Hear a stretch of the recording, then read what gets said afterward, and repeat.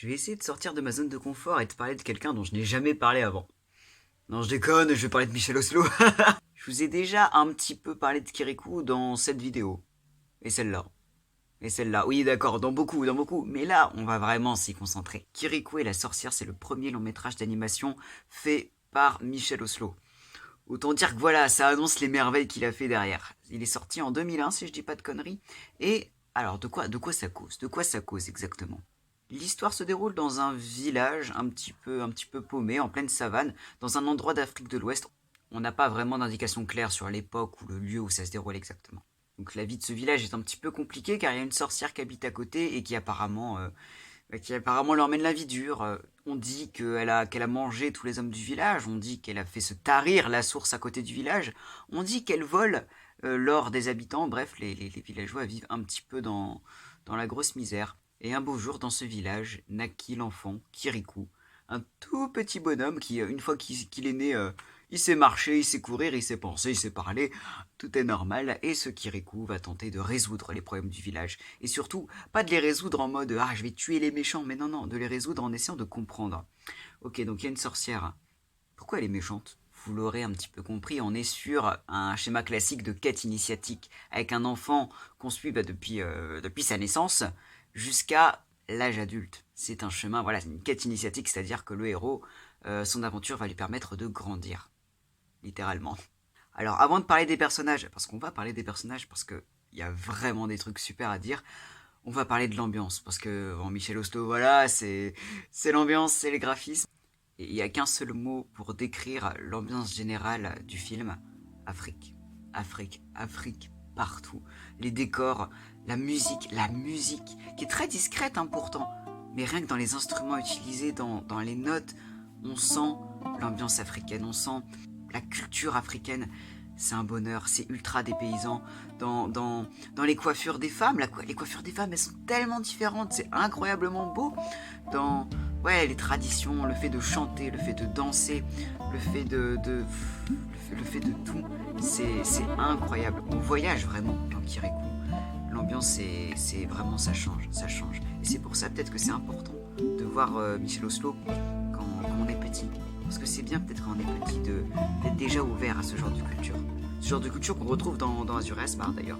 Pas dans le monde africain, mais le monde arabe. J'en parlerai autre part. J'en parlerai plus tard de Azur et Asmar. Et ça s'arrête pas seulement au graphisme, l'ambiance africaine, elle est aussi dans les thématiques abordées. Il faut savoir que Kirikou, ça s'inspire énormément de beaucoup de contes d'Afrique de l'Ouest. Et on retrouve énormément de topos. Un topos, c'est un truc qu'on retrouve très souvent dans beaucoup de contes. Voilà.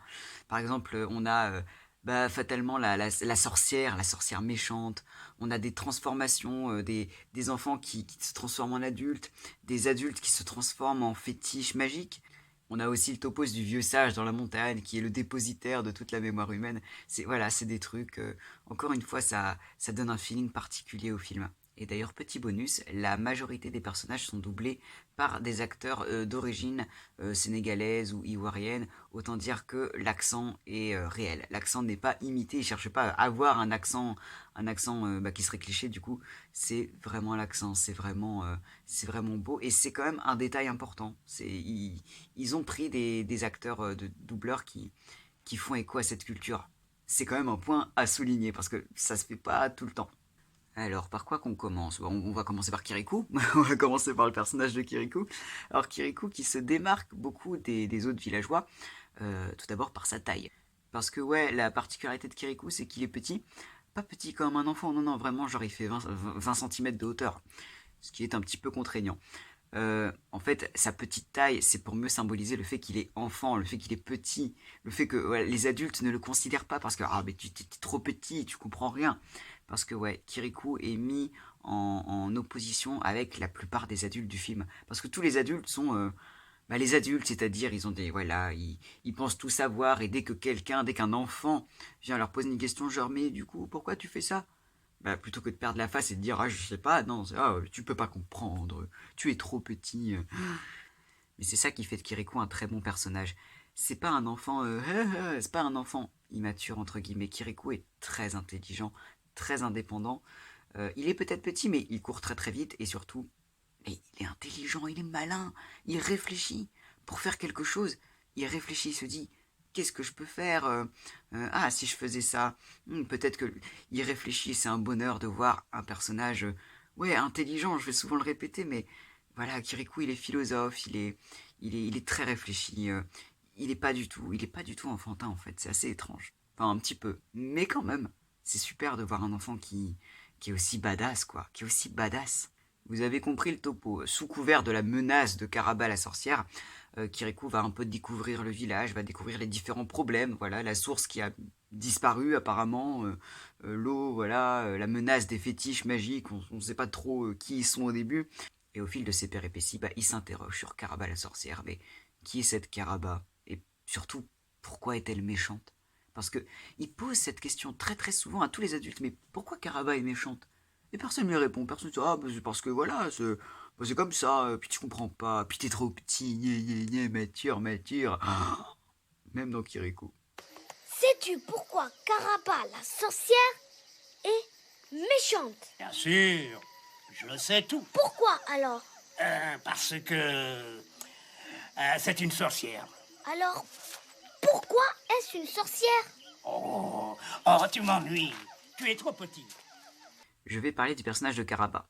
Plus tard, plus tard. Je le garde pour la fin parce que il est spécial. Mais d'abord, je vais parler de deux personnages adultes très très intéressants. Je vais commencer par le moins intéressant des deux, le vieux sage dans la montagne. Voilà, dans tous les parcours initiatiques, il y a toujours le héros qui croise un vieux sage qui vient l'éclairer. Eh bien, ce sage, c'est le grand-père de Kirikou dans ce film. Voilà, mais vraiment le cliché du sage au sommet de la montagne, le vénérable du sommet pour ceux qu'on la rêve. Et si ce personnage se démarque des autres adultes, c'est parce que lui, il sait. Il sait la vérité. Il sait que Caraba, elle est pas méchante, hop là, parce que c'est une sorcière. C'est même pas vraiment une sorcière.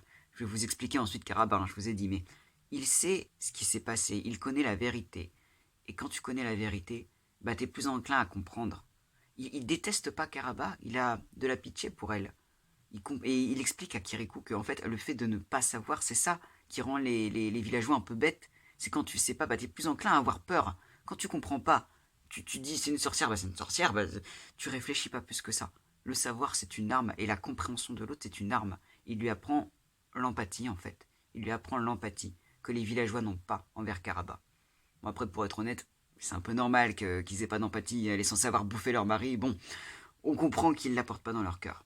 Donc le vieux sage est très intéressant, très, très important, mais ce n'est rien par rapport à la mère de Kirikou. Je pense, dans toute l'histoire du monde, c'est, je pense, l'un des meilleurs personnages de mère que j'ai pu voir. C'est incroyable. Donc la mère de Kirikou, qu'est-ce qu'elle a de différent des villageois? Foncièrement rien, c'est-à-dire qu'elle ne sait pas plus que les autres pourquoi les choses sont ce qu'elles sont. Mais la différence majeure, c'est qu'elle, elle l'assume. Quand Kirikou vient lui poser une question, si elle n'a pas la réponse, elle va pas chercher midi à 14h, elle va lui dire « mais je ne sais pas, je ne sais pas pourquoi ». Elle va être dans l'empathie, sans savoir. C'est ça qui la différencie. Elle ne sait pas plus que les autres pourquoi Caraba est comme ça, mais ne se limite pas à ça. Elle réfléchit plus loin. En fait, tout le monde méprise un peu Kirikou dans le village, tout le monde le voit comme le gamin chiant. La mère de Kirikou, c'est la seule qui la traite en égal finalement. Kirikou, c'est un enfant très indépendant. Et elle cherche pas à le remettre à sa place d'enfant. Elle le guide, elle le soutient. Si Kirikou veut faire quelque chose, si Kirikou veut aller dans les montagnes totalement en inégalité pour aller voir son grand-père pour lui poser des questions, elle va pas lui dire « Ah, c'est trop petit, tu es trop petit ». Non, non. Elle va le guider, elle va le conseiller, elle va l'aider à y aller. Il lui pose une question, elle lui répond tout en étant honnête avec ce qu'elle sait et ce qu'elle ne sait pas. Et pourtant, ça ne l'empêche pas d'avoir une figure d'autorité. Elle laisse beaucoup de place à Kirikou. C'est la seule à vraiment le considérer. Pour autant, c'est quand même sa mère. C'est quand même celle qui lui dit « Non, ça tu ne le fais pas. Non, tu dois faire ça. Tu dois te coucher, il est trop tard encore. » Mais toujours avec une douceur incroyable. Et Kirikou le lui rend bien. Dans chaque parole qu'il prononce, dans chaque regard qu'ils échangent, on sent la tendresse entre les deux personnages. Et c'est vraiment, vraiment très bien. Et ça, c'est pas que dans le premier film, parce que oui, après je vais en parler, mais il y a eu des suites qui ont été faites dans les 3 films Kirikou. La mère est toujours géniale. C'est vraiment ce qu'il faut retenir. Hein. La mère de Kirikou, c'est à la fois son allié, sa meilleure amie, son mentor et sa mère. Personnage en or, clairement personnage en or. Et donc Caraba, le personnage antagoniste par excellence, très très impressionnant. Bah en fait très impressionnant parce qu'on ne le connaît pas. On ne sait pas justement, bah comme Kirikou, pourquoi est-ce qu'elle est méchante? Pourquoi est-ce qu'elle est comme ça? Puis même, elle a quand même une certaine classe, elle est très belle, avec énormément de bijoux, elle a toujours, voilà, elle impressionne beaucoup. Et on apprend par le vieux sage dans la montagne pourquoi elle est comme ça. Qu'est-ce qui fait qu'elle est devenue méchante? Parce qu'elle a mal. Elle souffre jour et nuit, sans répit. Pourquoi? Parce qu'on lui a enfoncé dans la colonne vertébrale une épine empoisonnée. Il y a eu beaucoup de théories là-dessus, beaucoup de théories qui supposaient que cette épine, c'était une métaphore du viol, que c'est pour ça qu'elle déteste les hommes. Et là tu te dis, oh putain, c'est grave possible, c'est grave possible. Enfoncer une épine empoisonnée, déjà, juste la métaphore d'une épine, une épine donc qui, littéralement, qui fait souffrir quand elle pénètre la peau, et surtout empoisonnée. Ça signifie que la douleur, elle ne s'en va pas, la douleur parcourt tout le corps. C'est très très fort comme métaphore du viol, et ça explique beaucoup de choses. Ça explique notamment pourquoi les hommes, alors elle ne les mange pas, contrairement à la rumeur, mais elle les transforme en fétiches, elle les transforme en objets. Imaginez une femme violée, dont son corps a été justement pris pour un objet. Elle se venge en transformant les hommes qui l'ont fait souffrir, même si c'est peut-être pas les hommes du village, mais on n'en sait rien. Vous voyez, elle prend tous les hommes pour des violeurs, elle transforme ces hommes en objets. Une forme de vengeance, une forme de vengeance. Et là, mais ça change tout quand on sait ça. Quand on sait ça, quand on sait qu'en fait, si elle est méchante, c'est parce qu'elle souffre jour et nuit, sans répit, comme le dit le grand-père. C'est terrifiant. C'est terrifiant. Et vous savez la meilleure? Cette théorie, bah, c'en est plus une. Parce que Michel Oslo l'a confirmé. Donc ouais, c'est réel.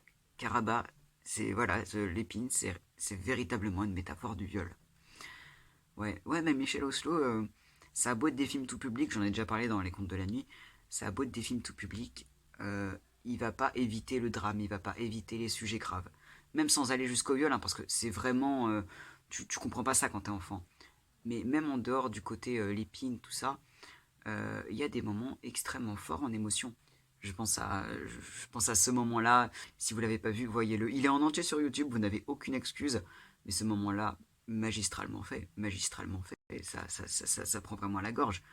Enfin, c'est vraiment... Kirikou, ça parle aux enfants, mais ça parle aussi aux adultes. C'est pas débile. Et normal, on n'a pas un héros débile, on a un héros malin. Quand Kirikou apprend ce qu'il s'est passé pour Karaba, quand il apprend qu'elle s'est faite enfoncer une épine empoisonnée dans la colonne vertébrale, sa réaction est très intéressante. Il ne la rejette pas, il n'a pas peur, il n'a même pas de réaction viscérale. Il a tout de suite une décision qu'il prend immédiatement.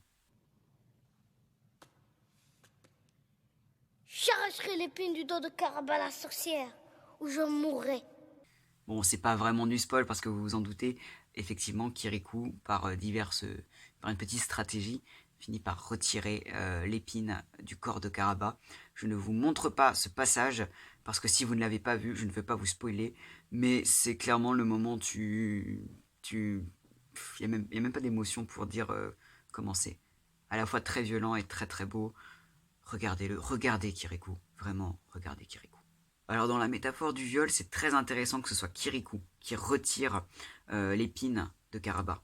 Le fait que ce soit un garçon, du coup, celui qui viole, mais un garçon, un enfant, donc qui est innocent, qui ne porte pas la responsabilité de ça. Et on peut supposer que c'est aussi pour cette raison que Karaba est tellement intéressée par Kirikou qu'elle cherche à chaque fois à le tuer, à l'emprisonner. Elle sent que Kirikou, en fait, veut accéder à ses fêlures.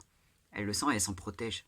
C'est très intéressant. Psychologiquement, Karaba, c'est un personnage très très beau on peut avoir facilement de l'empathie pour elle une fois qu'on a compris.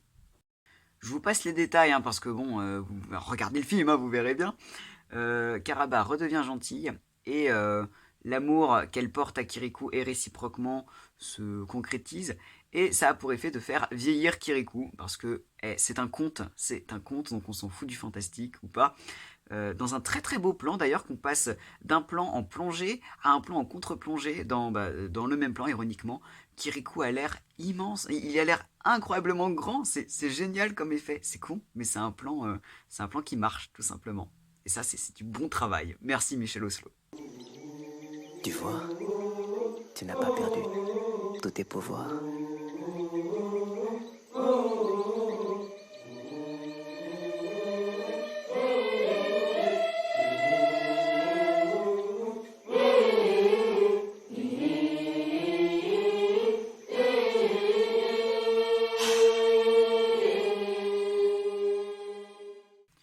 vous ai résumé le premier film très rapidement. J'espère que je vous ai donné envie de le voir parce que c'est quand même la base. Maintenant, je vais vous parler un petit peu des 2 suites qui ont été faites dessus parce que ça fait quand même partie de l'aventure Kirikou et elle mérite qu'on en parle. En 2006, une suite a donc été faite à Kirikou qui est un midquel, c'est-à-dire un midquel, c'est plusieurs petites histoires qui se passent entre le début et la fin du premier film. C'est-à-dire que Kirikou, voilà, à cette époque-là, Karaba est toujours une sorcière, Kirikou est toujours petit, c'est quand même plus intéressant. Ça s'appelle Kirikou et les bêtes sauvages, et il est pas ouf. Non, je déconne, il est super. Chacune des 4 histoires, bon, ça met en scène une bête sauvage, sauf dans le dernier, j'ai toujours pas compris pour ce qu'il faisait là, mais la dernière histoire est très bien aussi, donc pourquoi pas. Donc une petite histoire, voilà, un problème qui est résolu à la fin grâce entre autres à Kirikou, et c'est super, c'est vraiment super. Et on sent qu'en fait, Michel Oslo, il voulait vraiment encore plus faire profiter de l'Afrique. Parce que, bon, dans le premier, Kirikou et la sorcière, on suit l'intrigue. On suit, voilà, Karaba, Kirikou, il y a vraiment un but précis. Là, dans le Midquel, Les Bêtes Sauvages, il prend plus le temps. Il y a beaucoup plus un aspect contemplatif qui fait beaucoup respirer la musique. La musique prend beaucoup plus de place là parce que ça y est, on peut respirer. La musique est belle. On peut prendre le temps d'observer la cultivation d'un potager, la fabrication de poterie, différents environnements d'Afrique. C'est vraiment beau. Ça fait vraiment voyager. On se sent vraiment plus dans la vie du village. On n'a pas vraiment eu le temps de développer dans le premier. C'est normal. Et c'est pour ça que c'est une très bonne suite. Ça développe les personnages, ça développe l'environnement, avec toujours une relation Kirikou et sa mère magnifique. Alors pour autant, les intrigues, c'est pas toujours n'importe quoi, enfin c'est pas des trucs sans intérêt, surtout dans la 4e histoire. Alors ironiquement, c'est celle où il n'y a pas de bêtes sauvages, donc je comprends pas trop, mais c'est quand même celle où l'enjeu est le plus grave. C'est vraiment celle, voilà, ça a beau être juste des petites histoires, ça raconte quand même quelque chose. On est quand même pris par les enjeux. Et ça, c'est pas donné à tout le monde, c'est pas donné à toutes les suites. Puis, quelques années plus tard, une autre suite est apparue qui est encore un midquel, la 5 histoires, Kirikou et les hommes et les femmes. Et là, pour le coup, je ne mens pas en disant que je... Alors, c'est pas mauvais, mais je préfère la première. Ouais, je préfère la première suite. Il y a pas mal de choses qui me gênent. Déjà, bon, les hommes et les femmes, en fait, bon là, dans le dernier, c'était les bêtes sauvages, donc à chaque fois, on suivait une bête sauvage. Là, à chaque fois, c'est un personnage. Et dans le fond, c'est intéressant de se focaliser sur un personnage. Alors ça peut être un personnage du village, ou ça peut être quelqu'un de totalement nouveau. Sauf dans la dernière histoire, encore une fois, il n'y a pas spécialement de personnage. Mais j'ai un peu plus de mal, parce que l'humour, parce que voilà, c'est très tourné humoristique, il y a beaucoup plus de gags, et Kirikou, c'est pas censé forcément... Enfin, il y a des moments marrants, mais là, ils sont un peu plus forcés, j'ai l'impression, enfin, c'est un peu plus... Même l'accent, même l'accent, ironiquement, je le trouve un peu plus gag, un peu plus... caricatural entre guillemets. Bon, après c'est surtout pour les 2 premières histoires où j'ai beaucoup plus de mal parce que là encore, enfin je trouve vraiment que c'est vraiment plus c'est comique, c'est comique. Les 3 dernières sont quand même bien. Les 3 dernières, parce que ça se concentre sur un personnage qu'on ne connaît pas. Donc on apprend quelque chose, ça élargit le monde. Donc là on retrouve du Kirikou, avec encore une fois du Kirikou qui essaye de comprendre avant d'agir et ça c'est fabuleux. Mention spéciale à ce personnage qui est une griotte. Donc on est totalement dans la culture africaine car les griots c'est un peu les conteurs de l'époque. Personnage absolument génial. Cette histoire en plus apporte un petit peu de profondeur au personnage de Karaba, très subtilement. En plus on a l'histoire du roi Soundiata Keita qui est un mythe hyper célèbre en Afrique de l'Ouest. Bref, on est à fond dans l'ambiance, on est à fond dans... Enfin, la musique est géniale. Voilà, c'est clairement mon histoire préférée. Un dernier détail, vous aurez remarqué, Kirikou est tout nu, les enfants sont tout nus. C'est un petit peu normal dans un village de campagne, j'ai envie de dire. Les femmes sont, voilà, elles sont seins nus. On voit les parties génitales des enfants, de Kirikou. On voit les tétons des femmes. Est-ce que ça vous a dérangé? La réponse est non, en tout cas j'espère. Ça ne dérange pas, ça ne dérange pas. C'est quelque chose qu'on ne remarque quand même pas, en fait. Qu'on soit enfant, qu'on soit adulte, on est tellement dans cet univers-là, ça choque absolument pas. Limite, ça choquerait si Kirikou il avait un pagne ou quoi. Enfin, et bizarrement, je pense que si Kirikou était sorti maintenant, ça aurait fait polémique. Ah, les enfants sont tenus, en plus on voit leur partie. Les temps ont un petit peu changé, je pense. Même si j'aime moins cette suite, Kirikou et les hommes et les femmes, ça reste quand même très sympathique. Les 3 dernières histoires sont vraiment bien. Bon, les deuxièmes, elles sont sympathiques, hein, mais ça reste quand même bien. Kirikou et les bêtes sauvages, c'est déjà mieux. Et Kirikou et la sorcière, c'est Kirikou et la sorcière, c'est l'histoire originelle, quoi. Regardez-le, regardez-les, Regardez-les dans l'ordre quand même. Mais c'est vraiment... Kirikou, ça fait voyager. C'est incroyable. C'est Michel Oslo. Juste ça, Michel Oslo. Alors je préviens tout de suite, j'ai pas fini de parler de Michel Oslo. Je pense que le prochain ce sera Azur et Asmar. Bon, peut-être pas la prochaine vidéo, mais prochain film quoi. Azur, Asmar, c'est pas mal. Mais en attendant Kirikou. Le premier film est en entier sur YouTube, vous n'avez aucune excuse.